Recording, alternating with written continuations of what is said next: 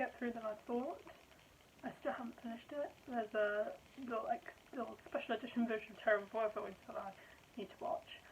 So I may or may not do a Trial of Time Lord review, we'll see. But apart from that, I thought since something is coming out on the 23rd of November, which is next Saturday, I thought I would again have it of recording videos. Another reason I've been quiet on YouTube is because I'm working on a new project, which I'll tell you more about at the end of the video. But today I'm going to be talking about, today's topic of the video is about my top 10 classic Who Doctor Who episodes. I've been rewatching and watching classic Doctor Who with the collection box sets. I'm watching new stories I've never seen before, rewatching old classics, like rewatching Trial of Time Lord. I've seen all of it before, but I'm rewatching it, I'm finding a new appreciation for it. If I'm honest, I didn't have much of an appreciation for it because the first time I watched it, but I think I found something new in this new Blu-ray edition and a certain amount of more respect for it. And today I'm going to be talking about the Doctor Who series that I have seen. I have not seen all of Classic Who. I will not make any kind of claim to that, and you never know, this may lead to an updated Classic Doctor Who list. This is my top 10 Classic Doctor Who stories from this moment. Right now, but I mean, it's always gonna change. There are loads of classic stories that I'm yet to see. I haven't seen The Scenes of Doom. I haven't seen. I don't know. I'm trying to think of something that everyone talks about that I haven't seen. I have not seen Resurrection of the Daleks. I haven't seen Planet of the Daleks. I've seen Planet of the Daleks. I haven't seen Death to the Daleks. Well, no, I've seen Death to the Daleks. I haven't seen Day of the Daleks. There's a lot of classics I haven't seen. But today I'm going to be talking about my top 10 favourite episodes from the classic series of Doctor Who. Obviously next week something will be coming out on the 23rd. I'm going to break that down. If it's a trailer, I might do a reaction. Depends how what I feel about in that moment. But for now, we're going to go right into this list with number 10. I'm going to start at number 10 and work our way up to my favourite classic Who story out of what I've seen right now. And number 10 is something of a bit of a underappreciated gem, I think, from season 19. I've only ever watched this story once, but it's made a strong enough impression upon me to know that this is a very good story. It is the first entry from the 5th Doctor on my list. It is Black Orchid from season 19 of Doctor Who's debut season from 1982, I think. 1982, yes. 1982. I don't know why I emphasise the 2 so much, but I really like this story. It's a simple, charming sort of period piece. It reminds me a lot of The Unicorn and the Wasp, both in story and in tone. There isn't really an alien villain to this story, which I guess is a sort of unique concept. It's got a very, like, theatre feel to it. I think a lot of classic Who does, but I'm trying to think. The Phantom of the Opera is the first thing that comes to mind. I guess I should say spoilers for these stories, but I mean they are, like, the last series of classic Who was 30 years ago, like this month, so you know, I mean. But yeah, so I really like the story. I love the charmingness of it. It feels very separate from the rest of season 19, I will admit. But I think that's what makes it special. It's like the Doctor gets a short holiday. It's that kind of feel to it. It's got a very nice retro. It's like when you watch Downton Abbey, you watch it for a bit of escapism. Obviously I watched Doctor Who for escapism in the first place, but this is a lovely little bit of charming period drama. And I think it's often overlooked amongst the stories like Earthshock and so on being included in season 19. And I think it's by far my favourite story of season 19. But that's just me. I mean, you know, I like Earthshock, but it just doesn't have everything that I think works. I think everything works, but like, it's just, I don't get all the love for it. Much like I don't get why no one talks about Black Orchid. But moving on to number 9 is Revelation of the Daleks. Something that I think a lot of people are going to be like, Revelation of the Daleks? I mean, like, why would you pick Revelation of the Daleks? It's a personal favourite for me. I think, if I'm not mistaken, this is the first Colin Baker story I've ever seen. I ever saw. It's hard to phrase that sentence, but yeah. and I love Colin. Colin Baker is a seriously underrated Doctor, actually. I think I borrowed this originally from a friend, and I loved it so much that when I finally got it for myself, I adore this Dalek story. I think a lot of people just see it as, I mean, it's Colin Baker's only story with the Daleks. I mean, I love how in the background there's this whole war with the Renegade and the Imperial Daleks going on. I just love how dark season 22 goes. I think it especially complements Colin's Doctor. Yeah, he gets a bit... I love season 22. Well, at least what I've seen of it. I haven't seen Time Lash or Mark of the Rani, but everything else I've seen and loved. And I think it's actually, for me, it's my favourite series from what I've seen from the 1980s. I have only seen 2 full series from the 1980s, admittedly, but from season 22 is what speaks to me the most. I guess it's because, I mean, it's dark, but it's not that dark. It doesn't go there, but it suggests it, and the suggestion of the darkness and the darker themes, I think, particularly in stories like the Revelation of the Daleks, which suggested the idea of cannibalism is outrightly pointed out, but they don't show someone eating another person, do they? I think that the ambiguity of stories like this and another story which we'll get on to makes for Doctor Who to be essential viewing for me, and I think it's such a shame that that direction was sort of lost due to the controversy in 1985, because I think it was going in such an interesting direction, particularly with Colin Baker as the Doctor, who I think actually added quite a lighter tone to a lot of these stories when he was a bit crazy and all over the place. I mean, his coat is like a shining ray throughout every story. He does scream hope throughout all these stories that I've seen. But yeah, Revelation of the Daleks, it's just a great story.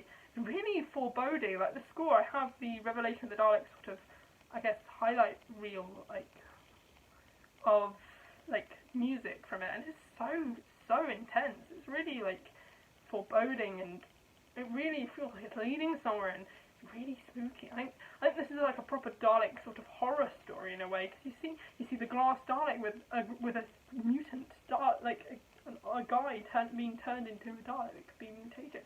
It is in a way the Doctor Who horror story in my opinion, the Dalek horror story in my opinion, and that's why I love it. This is Doctor Who Remembrance of the Daleks. Now, there's a thing about Remembrance of the Daleks. I think this is the true big bang of the 1980s Dalek stories. It's such a nostalgia fest. It aired during the, I think, 25th season of Doctor Who, which is obviously the silver anniversary, I want to say, of Doctor Who. There's a lot of nods and references to it, and it feels... I think this is kind of what Day of the Doctor should have been, in a way, like a story that still had a focused plot, but also had a couple of nods and references. I think Day of the Doctor was a bit convoluted. And also, it didn't have references to Doctor Who's classic past, it had references to its sort of new past. I mean, there was the Coal Hill stuff, but it wasn't proper. But there's lots of nods and references of who takes place in 1963. It's just a banger of an episode with the Imperial Weapons Dalek. I love the Imperial Weapons Dalek design. I think everyone does though. And actually, for a classic Doctor Who story, it has some pretty impressive visual effects for the time. And obviously, it's the first story where a Dalek is seen hovering up the stairs. I know a lot of people think it's Dalek, but no, it's actually Remembrance of the Daleks. But it's such an incredible, such an epic for the Daleks. I think there hadn't quite been a properly good Dalek story since Dalek Invasion of Earth. I haven't seen Master Plan, but I think this is probably the best Dalek story of the classic era, in my opinion. I like Genesis as the Daleks, but it's alright, but it's not that good, in my opinion, as everyone says it is. But, you know, I guess Genesis is iconic, but in my opinion, I think Remembrance of the Daleks is more iconic. It's another time-based story. It is Vengeance on Varos. It's another dark, gritty, sort of realistic Doctor. Well, I don't say realistic, but it's very dark. It's very gritty for Doctor Who, especially classic Doctor Who. It does go there with the whole torture aspect, and it does it really cleverly. And it's such an iconic moment for Doctor Who and Sixth Doctor Colin Baker. it's such a well-known villain. It's got Syl. I really do actually like Syl. I think out of all the classic Who villains, like a lot of people are always saying, oh, let's bring back the Ice Warrior, let's bring back the Cybermen, and so on. But Nabil Shaban's still alive. He's just done a Devil Seeds of Arador type thing. So he's alive and available to do it. So why not bring back Syl for a Doctor Who adventure? I think he'd kill alongside Jodie Whittaker and so on. He's such an iconic villain, and I think because it was the sort of controversial era, the BBC aren't as, well, the BBC in general recently haven't been as willing to bring back classic villains full stop. But I think because it was such a controversial era, there's a lot of hesitation around bringing back characters like Syl. I mean, what a great publicity it's done it would be to have Syl return. Like, there's been loads of people talking about Devil Seeds of Arador recently, or at least that I've seen. I mean, it's been a pretty big deal. So to have Syl returning to mainstream Doctor Who would also probably be a big deal. And I love Syl. I love his sort of, and he's such a funny thing, a funny character. I think it's odd when I went to see Colin Baker at Mind Warp. The Mind Warp event I went to, I kind of thought, like, particularly when I went to get his autograph, is that I forgot to give him his money. I forgot to pay him at first. And there was this moment afterwards, it was like, he looked at me and was like, you forgot to pay me. I was like, I'm sorry. And I gave it to him, and it was like, money. I was like, oh my god, it's Syl. I think it works really well, because I think he's such a great Doctor, and I think it really works with his personality, the character of Syl. So I really like Vengeance of Varos. There's so much great characters, and it has a great sequel in Mind Warp. I thought I'd just bring that up. Mind Warp is a great follow-up, and it just proves that Syl needs to be brought back, because he's such an amazing character. Nabil Shaban does excellent character work with him. He's by far the best new villain of the 1980s. I think probably the most memorable as well, and definitely needs to come back, because it's just such a great story. I love season 22 so much, and I think Colin gives such a brilliant performance in it. Just amazing. But moving onwards, is Tomb of the Cybermen.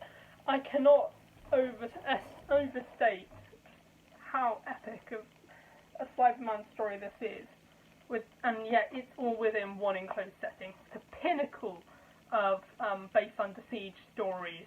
It is the gold star for Cybermen stories, in my opinion. It is the only Cyberman story on this list, and with good reason. It is such an epic classic. It really has that chilling effect. I think something only 60s Doctor Who could ever achieve was just how mystic. Because at that point, there was a lot of mystery surrounding the Cybermen. We know a lot more about the Cybermen as the years have gone on, particularly within recent years. And I mean, I think part of the reasons why the Cybermen were so effective in the 1960s is that they just came out of nowhere. You knew nothing about them in the 10th Planet. You didn't know where they came from, really. Like, all you knew was that they were once us. And that sense of mystery really drums up the fear aspect. I think it's why it's good that we haven't had an origin story for, say, the Weeping Angels or whatever, because I think, well, as much as I love World Enough and Time, I think it definitely ruined in Doctor Falls, in my opinion. But I just love the mystery of the Cybermen. It's like, we've delved, I think one of the reasons why Genesis isn't on this list is that the Daleks were so mysterious. You didn't know anything about them, and there was something captivating about that. And then, in my opinion, I mean, it's a good story, don't get me wrong, but I think it did ruin the Daleks to an extent, and sort of making their history the focus of the story kind of ruined that mystery around it. It's why in recent years I've been getting a bit annoyed that they're revealing much more about the Doctor and Gallifrey and all this. And I think Russell T Davies made the right decision to get rid of Gallifrey when they revived the series in 2005, because you really want that sense of mystery. That's what Doctor Who thrives on, and that mystery really brings all the 60s Doctor Who Cyberman stories together, and to the point where you have like a hint at their past. So you want a hint. You want something to tease the audience at, and that's what the Tomb of the Cybermen does. You learn little details about how what they're like. You have their tombs, you have their workmanship in like them creating like weapons and stuff. You learn little details about them, like little teasers, and it's just so effective in the way it's directed. And like, even if it was in colour, and I hope to God they never do it in colour. But I think this story deserves to be seen in black and white. It is just the pinnacle of classic Who Cybermen stories. It's just so effective. The soundtrack, the acting, is, for me, one of the great Doctor Who stories. The other day I was having a conversation with someone about historicals in Doctor Who, and it was something that I had to think about when making this list. If you have not noticed it, but by the end of this list there will have been a story from every Doctor. And I had to think about genres as well, because I wanted to be inclusive, because like, as much as it is the top 10 classic Who episodes for me, I wanted to be reflective of their genre and their Doctor's era. So, in a way, it's a ranking of the best episodes, so there is a reason why certain episodes have been left off. I mean, they are all instant classics, really, but, I've obviously wanted to make room to make sure every Doctor is represented, because I think that's right, because there is no way you can really do a top 10 classic Doctor Who stories, at least in my opinion, because they're all great in their own way.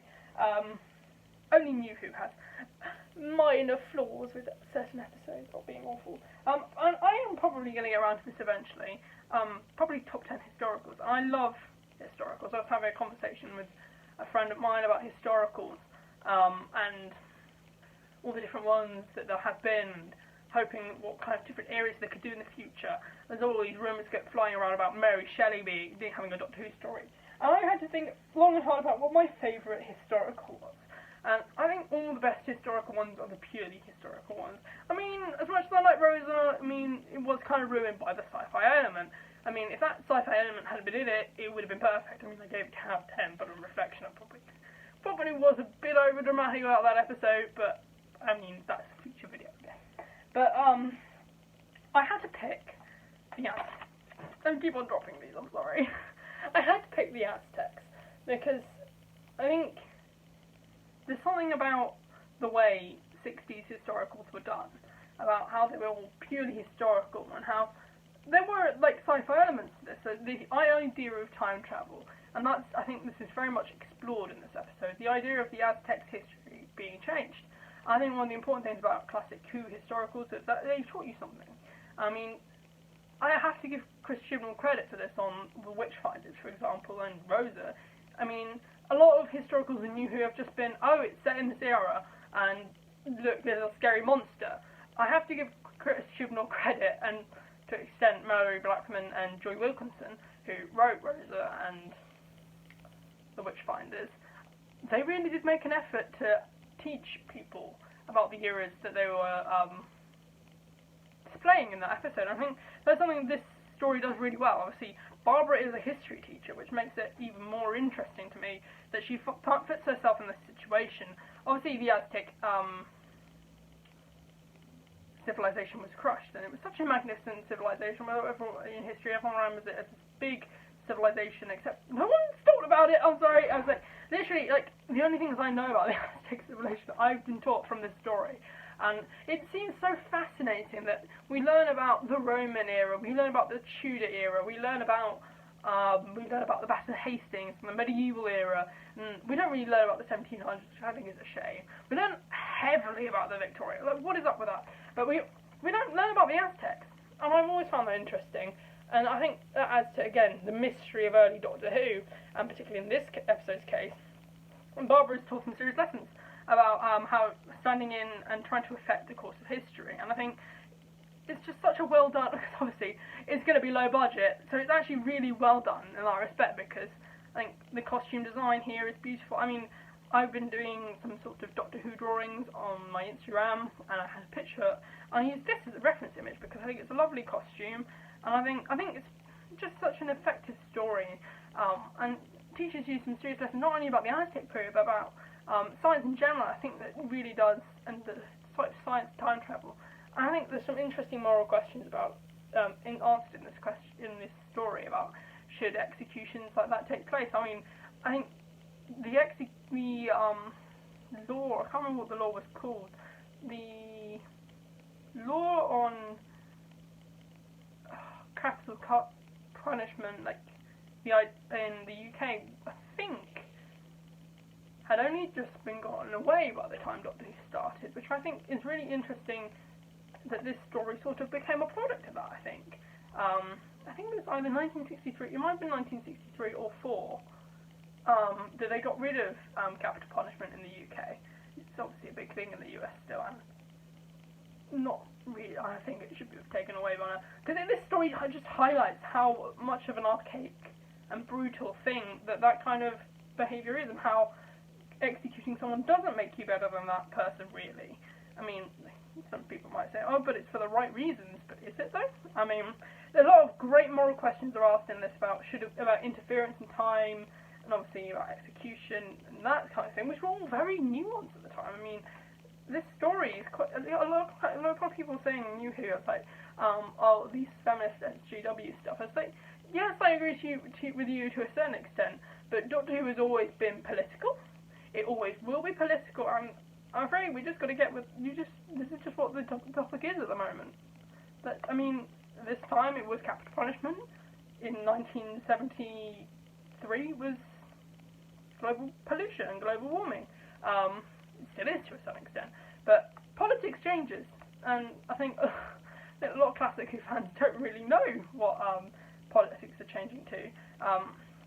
Hence why a lot of New Who fans at the moment probably aren't really relating to Series 11 as much as many others. I mean, I don't hate Series 11. I mean, I don't particularly like it either. I mean, I have posters on my wall and everything, and this is becoming a really in-depth discussion about politics in Doctor Who. I was going to save that for the top one, but yeah, it's a great story. It's really well done. Logopolis. It's when I did my review of Logopolis on this channel, I raved and raved on it like a kitten on catnip. And rightly so. It's such a great farewell to the Fourth Doctor. And I think Doctor Who often benefits from not having a big monster in it, and having characters, and the suggestion of the idea of everything collapsing can sometimes be more threatening and more of an interesting story than just having a monster turn up. And I think Logopolis really shows classic Doctor Who's maturity by this point. By the end of season 18, I think it's really grown as a show, in my opinion, from being the childish Douglas Adams show to being the slightly more mature, and eventually to its downfall, sort of dark sort of series that it was becoming. It was definitely taking a darker route. I think the very solemn aspect to Tom Baker's final demise, which in so many ways seems right for Tom Baker. He'd been the hyperactive kitten on catnip for quite some time now, for years. That's what he was known for. I mean, his eyes, he looks perpetually high. I'm not saying that as a joke, I genuinely mean that. He does look perpetually high throughout this series, and loads of people have made comments about that before, and yet in his final moments he seems so calm and relaxed, like he knows what's coming, and I think that's just an incredible achievement to show that character growth. I think in arguably just one season. I mean, that is just incredible, actually, and it really does Tom Baker credit as an actor, actually. I think a lot of people overlook season 18, but it's actually such a memorable and individual season. I think it really stands out as a classic season to me. I don't know if it's just because it's the first series I bought on Blu-ray, and that might be why, but it's just incredible what they were able to achieve, even at the time then, with such an interesting, limited budget and everything, with the actors and stuff. And it's just there's so many great. I think Logopolis is mainly down to its fantastic performance by Tom Baker, and it's just such a foreboding, again, that sense of foreboding throughout the entire story. I think that's what makes Logopolis memorable for me. Again, Doctor Who was really showing its maturity by the end of the Fifth Doctor's era again, and this again is such an interestingly adult story. I think I really like the direction they were taking Doctor Who at this point, and it's such a shame. While I like Trial of a Time Lord, I like it a bit more than I used to, and I can see why they did it based on the current situation, but I really, really wish they'd taken Classic Who in the direction that they were taking it, because this is probably, for me, the pinnacle of that sort of trying to take that dark route. And this has got drug running in it, it's got disease, it's got all kinds of things. It's got a really complex lore and a really mature narrative, I think, for classic Doctor Who. Lots of people think of classic Who as being the Tom Baker show, where people prance about throwing jelly babies at one another, making fun of rubber monsters. But in this case, I think it's such a human story, I think that's what makes it so captivating in terms of Sharon Stretch's performance. And as I said, sometimes a big rubber monster doesn't do Doctor Who any favours. I think the Doctor Who needs to focus on the more human stories, and I think that's something that I've really tried to emphasise in this list, is it's the human villains that really bring out the greatness of classic Doctor Who, and it gives the current Doctors something to act off, which I think, like, you can't really act off a Zygon or a Sea Devil or a Dalek. I mean, in New Who they've certainly tried to, but there's no way you can act off a Dalek in the same way you can act off the Sharazjak. He's such an interesting, and it's, again, the suggestion of what he did. I mean, Perry, whenever he approaches him, you can tell, without them even having to tell them, that something has happened between them. And I think that just shows the maturity of Doctor Who, that it's able to do that and to go there without having to literally go there. And I think obviously I can see why in hindsight that's not necessarily what you want from a kids show, particularly in 1984. I mean, it's pretty intense stuff for that time. I mean, a lot of people talk about violent. I had a debate actually recently, and I go to debate club. I know, I'm really sad, but I went to debate club and we were debating whether violent video games should be banned. And something that crossed my mind was in 1985 when the hiatus happened, and everyone was talking about how dark and violent Doctor Who was. And I thought about it, and I thought, hang on, Doctor Who is 10 times more violent than it ever was in the classic era. You don't see people crying out, saying how violent Doctor Who is. I mean, it's gotten less violent with Jodie Whittaker, but like in the David Tennant era, there's some pretty dark stuff happening. But in the Peter Capaldi, I mean, obviously the time slots got later, but like the family audience unit has changed a lot since 1984 and 5, and I think Doctor Who was probably ahead of its time at this point, because Kibs Randazani would probably be, and I think is, by far the heaven sent of the Fifth Doctor's era, and probably his classic Who. I mean, the next two I have because they're nostalgic to me, but I think while the next two are my personal favourites, I would go ahead and say this is probably the best classic Doctor Who story. The direction, the music and everything, it's just everything. It's amazing, it's stunning, and it's such an amazing achievement, and Robert Holmes is probably, I think, my favourite Robert Holmes story of all time.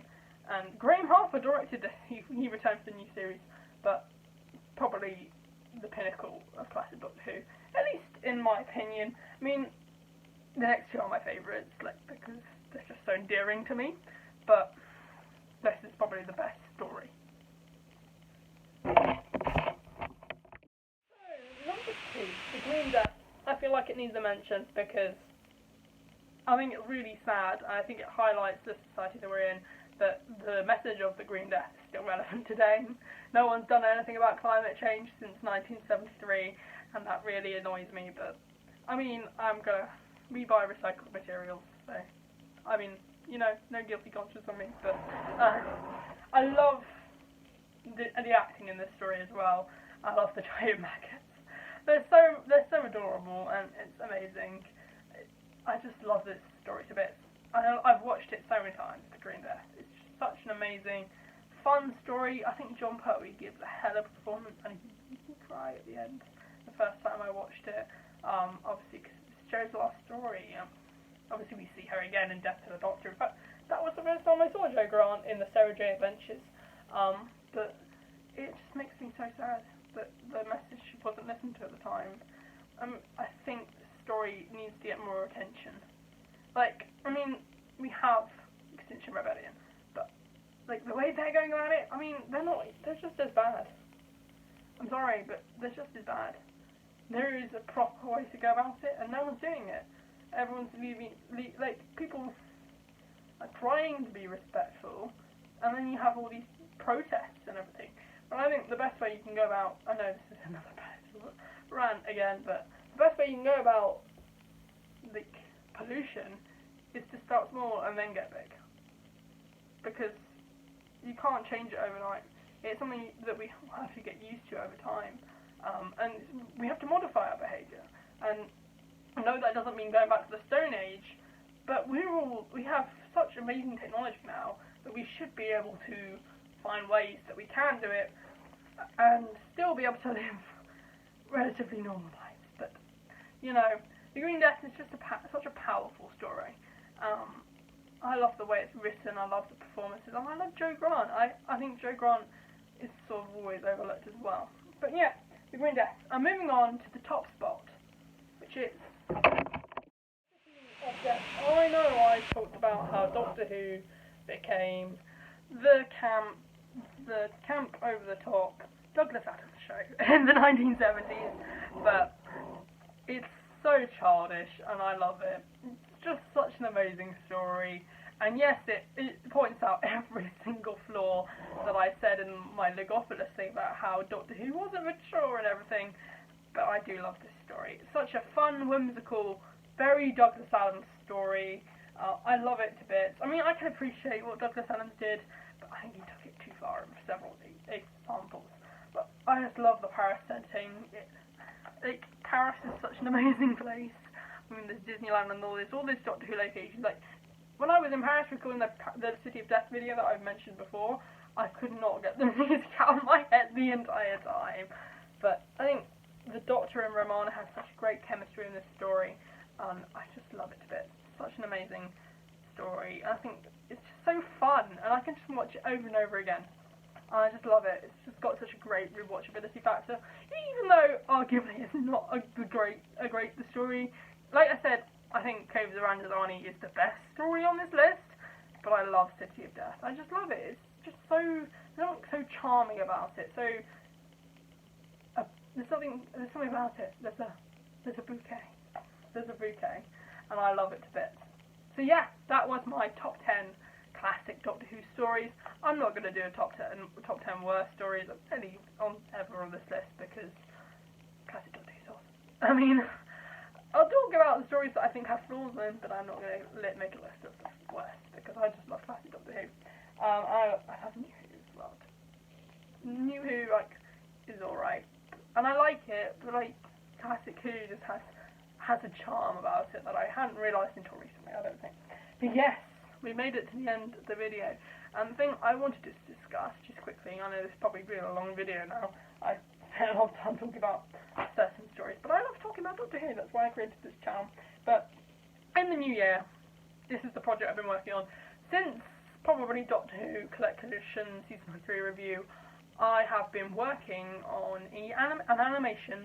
Well, I say animation. I tried to be on an animation app. I recorded the audio first, but I could not import it, and I wasn't going to pay 79p just to import media. But I've been doing it all on my phone, because I don't have any proper equipment anymore, and my old camera probably wasn't as good as the camera on my phone. I know my microphone, this is crap, I'm aware of that, but I mean, actually, when I recorded the actual audio for that, it did sound quite crisp and clean. But when I say animation, I created it in iMovie. And iMovie has a limited 3-second frames, but I'm working with it. It still works. Thankfully, Macbeth has a lot of standing and speaking and monologues and stuff. And saying Macbeth kind of gives it away. I am working on a Doctor Who adaptation of Macbeth. I'm working on the basis that using iMovie, it's not going to take me that long, because animation doesn't take that long when you're limited to 3 seconds a frame. As I'm sure you can imagine. There are some animated segments. I have taken some use of my animation app to map certain movements. At the moment, this is only me voicing the cast at the moment. I've recorded. I didn't want to announce anything until I got Act 1 in the can, because I am hopeless at finishing projects, And my plan is to get all 5 acts done. I've working in 5 different parts, released over the course of 5 different weeks. The first one clocks in about half an hour. I don't know if each act is radically different. I'm working on that. I'm working on a guest cast for acts 2 to 5, so there may be some other voices in it, but I wanted to announce it on here. I mean, if you've been following me on Instagram or on Twitter, I've been teasing it. I have been teasing it on my Instagram and Twitter, but the teaser, I wanted to announce it today. I was going to announce it on the 23rd, but there's a big Doctor Who announcement happening on the 23rd, so I've had to sort of rush to finish it because it wasn't taking me that long, to be honest. But I hope you guys like the finished product.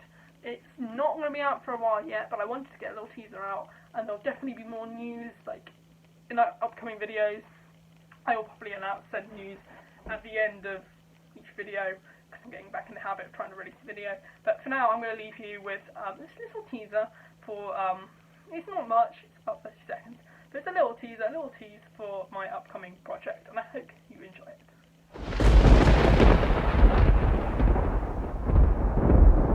Fair is foul and foul is fair. Hover through the fog, and filthy